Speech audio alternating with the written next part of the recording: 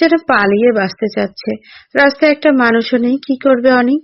তারপর একটা বৃদ্ধ রিক্সাওয়ালা দেখতে পেল। রিক্সাওয়ালা নির্দ্বিধায় ওদের রিক্সাতে তুলে নিল। অনিক নোরাকে কোলে নিয়ে বসে আছে, বারবার বলছে, কিচ্ছু হবে না নোরা, এই যে আর একটু। রিক্সাওয়ালা ওদের কাছাকাছি একটা হসপিটালে নামানো। অনিক রিক্সা ভাড়া দেওয়ার কথা মাথায় ছিল না। সে নোরাকে কোলে করে হসপিটালে ঢুকে গেল।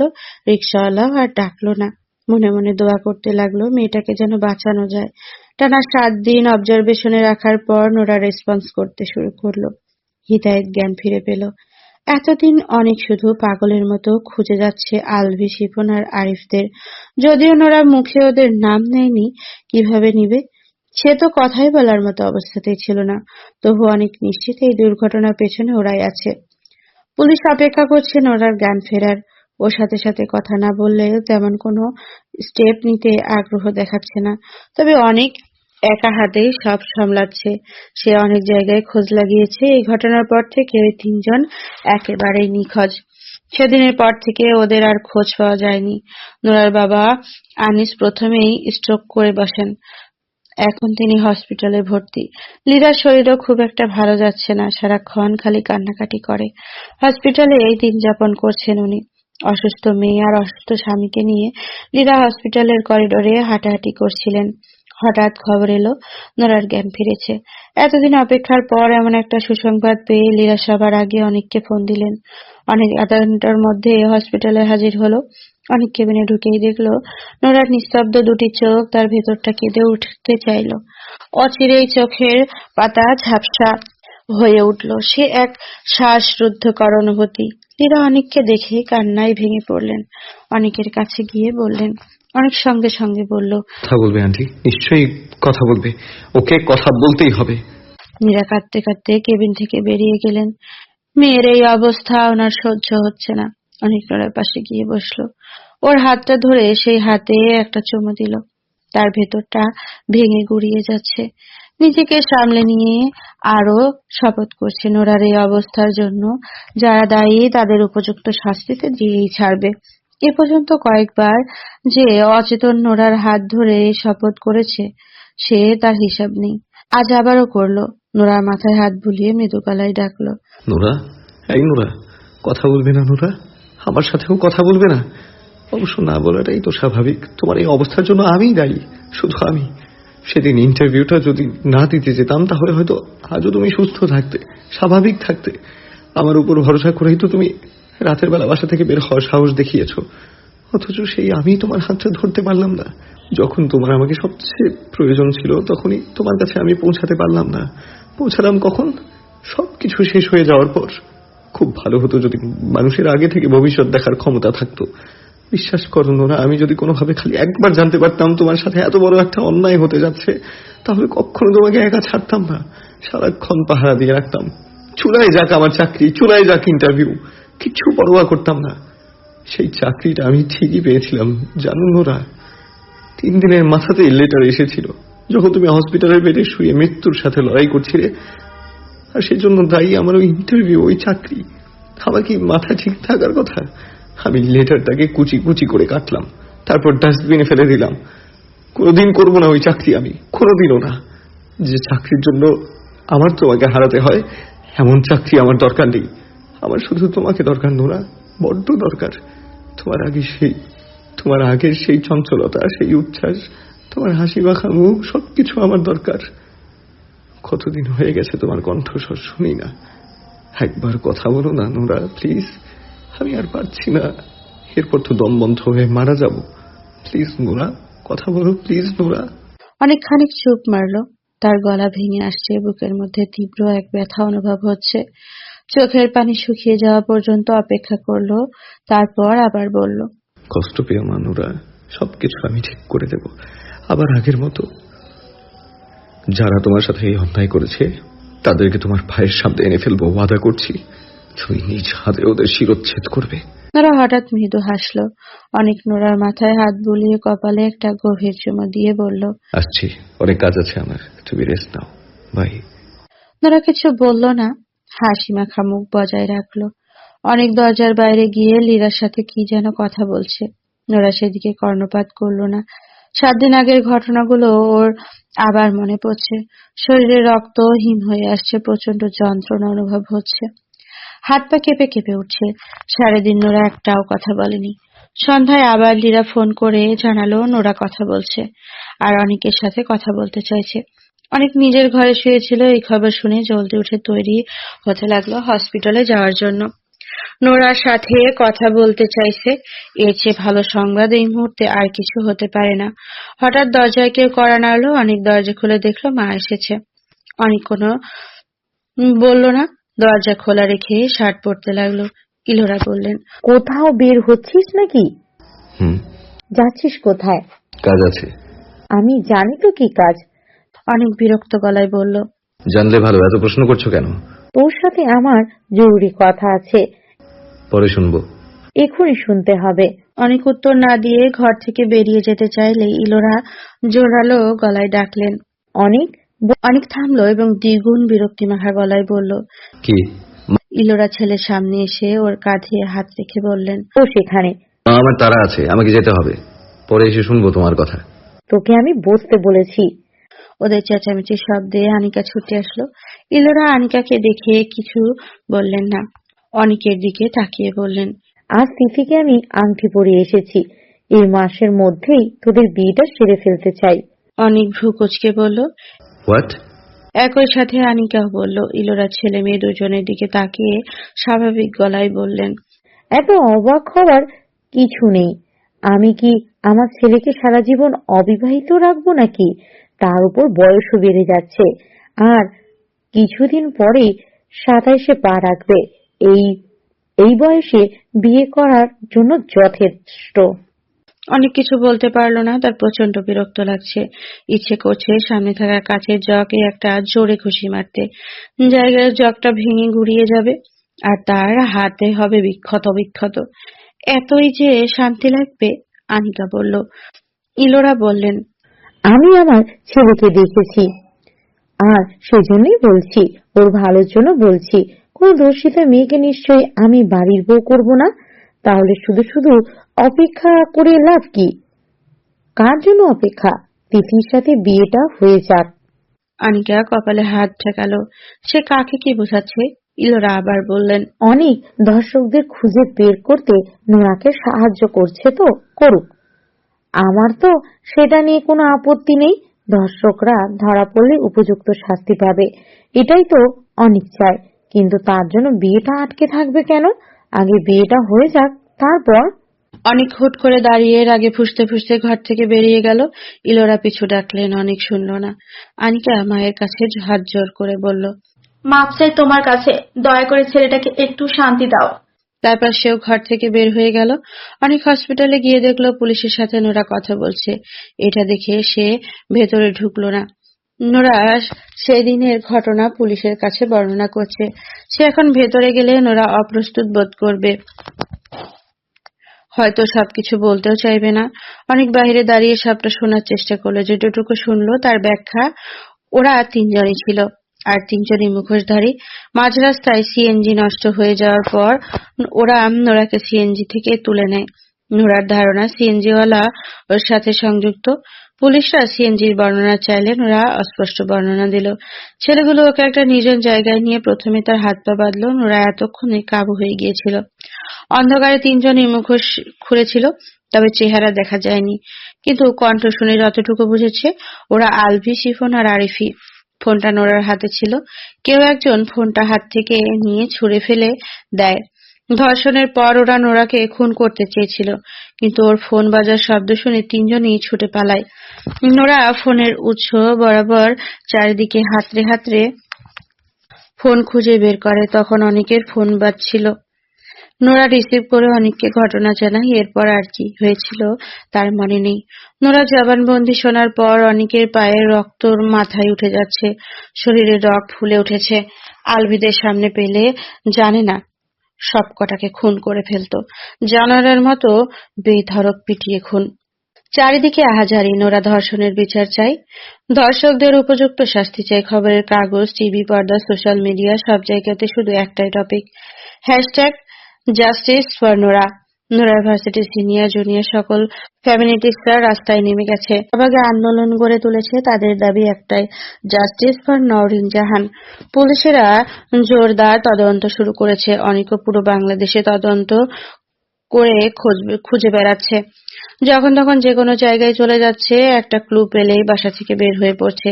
যে অবস্থাতে ওদের হাতের কাছে পাবে, ওখানেই অবস্থাতেই ওকে শেষ করে দিবে, এটাই তার একমাত্র লক্ষ্য। অনেককে সাহায্য করছে তার ঘনিষ্ঠ দুই বন্ধু সাজ্জাদ আর ইমন। হসপিটালের বেশিরভাগ সময় নোরার কাছে থাকে নোরা আর সে যদি। একদিন অন্তরা নোরাকে লাঞ্চ করাচ্ছিল, নিজ হাতে খাইয়ে দেওয়ার সময় নোরা ক্ষতবিক্ষত মুখটা দেখে হঠাৎ কেঁদে ফেলল। সে যদি অবাক হয়ে বলল। অন্তরা খাবারের প্লেটটা রেখে নোরার দুই হাত ধরে বলল, আমাকে ক্ষমা করে দে নোরা, তুই কেন ক্ষমা চাইছিস? সব আমার জন্য হয়েছে। নোরা মৃদু হেসে বলল, এই বোকামে, তোর জন্য কিভাবে সব হলো? আমি যদি আলভিকে বিয়ে না করতাম তাহলে আলভি তোর সাথে এত জঘন্য কাজটা কোনোদিন করতো না। আমারই দোষ, নিজের জীবনটা তো নষ্ট হয়েই ছিল, আমি এবার তোর জীবনটাও নষ্ট করে দিলাম। তুই প্লিজ পারলে আমাকে ক্ষমা করে দিস বোন। অন্তরা এসব বলে কাঁদতে লাগলো। নোরা অন্তরার মাথায় হাত বুলিয়ে বলল, নিজেকে এভাবে দোষারোপ করিস না তো। তুই তো আর জানতি না আলভি এত বড় কালপ্রিট। ওর এই পরিকল্পনার কথা আমরা কেউই জানতাম না, ভাবতেও পারিনি। তাই এখানে তোর দোষী হওয়ার কোনো চান্স নেই। সব আসলে আমার পোড়া কপাল।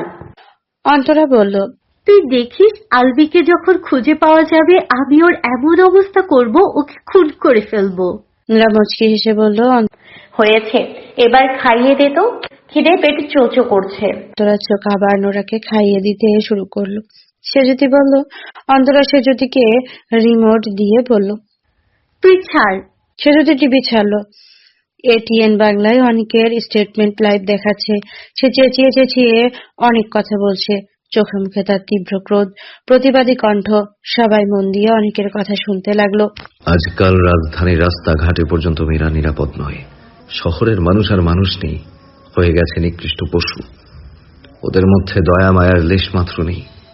একজন কেউ বিপদে পড়লে সাহায্যের হাত বাড়িয়ে দেওয়ার মন মানসিকতা নেই। এভাবে আর কতদিন? জানোয়ার থেকে এরা মানুষ কবে হবে? একটা মেয়ে একা রাস্তায় বের হলে তার পক্ষে নিরাপদে বাসায় ফেরা প্রায় অসম্ভব। এই যুগে এসেও যদি মেয়েদের কোনো নিরাপত্তা না থাকে, কোনো স্বাধীনতা না থাকে, তাহলে কিসের স্বাধীন দেশ? কোন দেশে বাস করছি আমরা? সব কি এই সমাজ ব্যবস্থার জন্য, দেশের দুর্বল আইনের জন্য, নাকি সব থেকে বড় দায়ী দেশের মানুষের বিকৃত মস্তিষ্ক? অবশ্যই আমি বলবো সবার আগে এই বিষয়টাই দায়ী। কেউ বিপদে পড়লে আমরা সাহায্যের হাত বাড়ানোর আগে চিন্তা করি কিভাবে নিজেদের মাথা বাঁচানো যায়, পিঠ বাঁচিয়ে পালানো যায়। আমি আমার আহত গার্লফ্রেন্ডকে নিয়ে যখন মাঝ রাস্তায় আর্তনাদ করছিলাম, শুধুমাত্র একটা সাহায্যের জন্য পাগলের মতো ছোটাছুটি করছিলাম, বিশ্বাস করুন এই শহরের একজন মানুষও সাহায্য করতে এগিয়ে আসেনি। আমি নিজের চোখে অন্ধকার দেখছিলাম। মনে হচ্ছিল এই কেমন দেশে বাস করি, এই দেশে আদৌ মানুষ আছে তো? অবশেষে একজন মানুষের দেখা সত্যিই পেয়েছিলাম, আর তার কাছে আমি আজীবন কৃতজ্ঞ। তার জন্যই হয়তো আজকে নোরা বেঁচে আছে, তাহলে ওই জীবনটাও বাঁচাতে পারতাম না আমি। ওই রিক্সাওয়ালা চাচাকে স্যালুট, উনি সেদিন আমাকে অনেক বড় বিপদের হাত থেকে বাঁচিয়েছিলেন।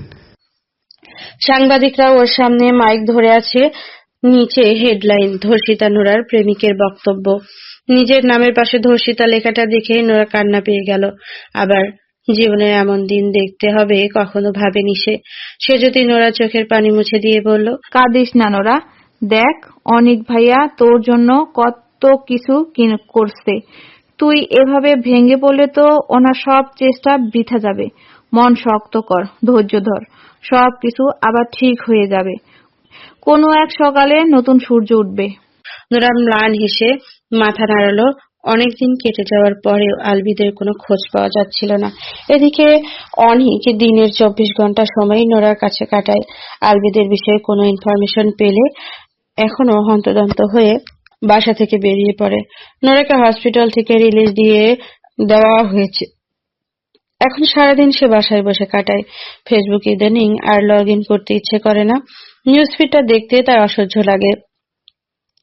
তার ভাবতেও ঘৃণা লাগে কিছু কিছু মানুষ নোরার পুরনো ছবি আপলোড করে ক্যাপশনে দেয়, জিন্স টপ পরে রাস্তায় নামবে আর ধর্ষণ করলেই দোষ। এসব দেখলে চোখ দিয়ে এখন আর জল বের হয় না, রক্ত বের হয়, কানে ধোঁয়া জমে, শরীর ঘিনঘিন করতে থাকে। আসলেই কি পোশাকের জন্য তাকে ধর্ষণ করা হয়েছিল? রাতে বিরাতে একাকী রাস্তায় চলাফেরা করার জন্য ধর্ষণ করা হয়েছিল? সবাই শুধু এই বিষয়গুলোই খতিয়ে দেখছে, অথচ ভেতরের গল্প কেউ জানতে চাইছে না। নোরা এসব ভেবে ভেবে যখন কাঁদছিল তখন অনেকের ফোন এলো। নোরা ফোন ধরে বলল, হ্যালো।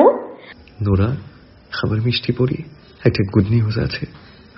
গুড নিউজ শব্দটা শুনে নোরা মুচকি হাসলো, বলল, আমার জীবনে গুড নিউজ হওয়ার মতো কি আর কিছু আছে? সব থেকে বড় খারাপটা তো হয়েই গেছে, আর কি গুড নিউজ হবে শুনি? তোমাকে না বলেছি এসব কথা বলবে না, আমার কিন্তু ভালো লাগে না। আচ্ছা সরি, বলো কি গুড নিউজ? ওই সিএনজি ওয়ালা ধরা পড়েছে। সত্যি? তোমাকে একবার থানায় আসতে হবে কনফার্ম করতে এটাই উনি কিনা। যদিও উনি নিজের দোষ স্বীকার করে নিয়েছে, তবুও তোমার স্টেটমেন্ট দরকার। আচ্ছা আমি আসবো কিভাবে? তুমি এসে আমায় নিয়ে যাও। আমি তোমাদের বাসাতেই আসছি তোমাকে নিয়ে যেতে, তুমি তৈরি থেকো। আচ্ছা।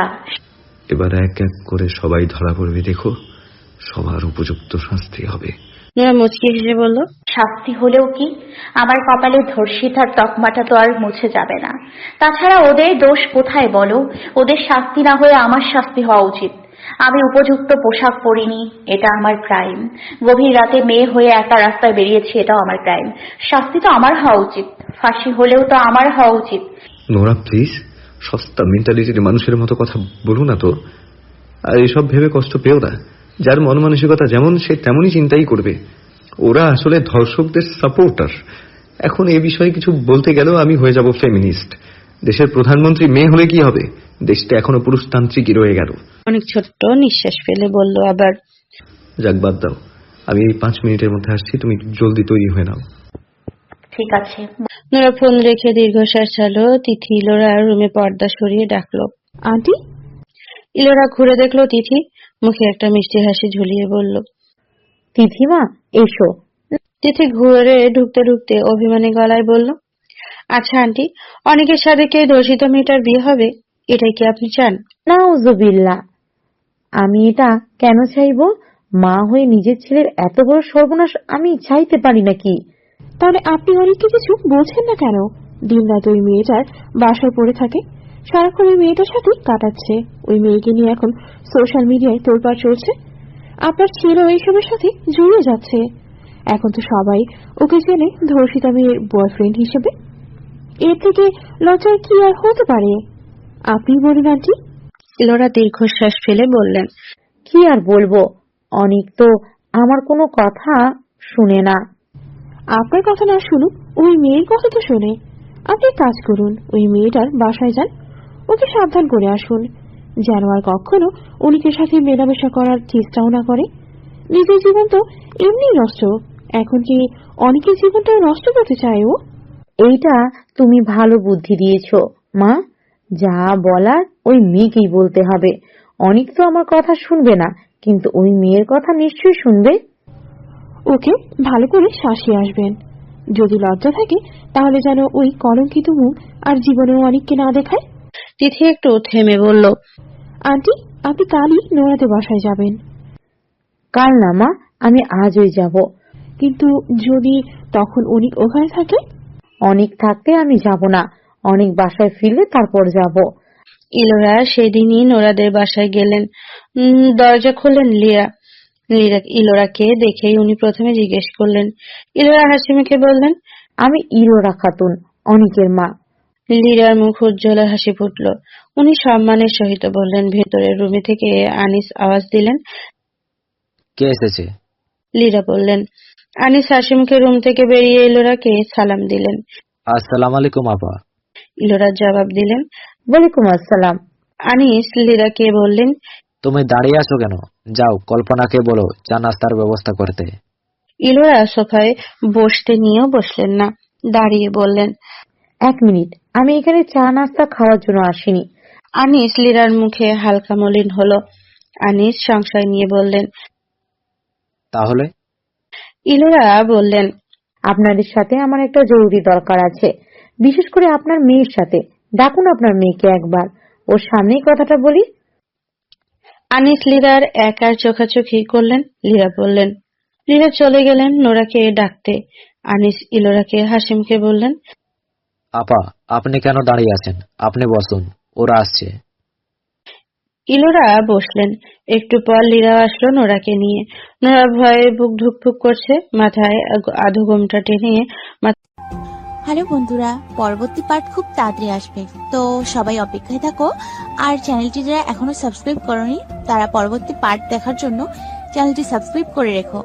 ধন্যবাদ সবাইকে, আমাদের সাথেই থেকো।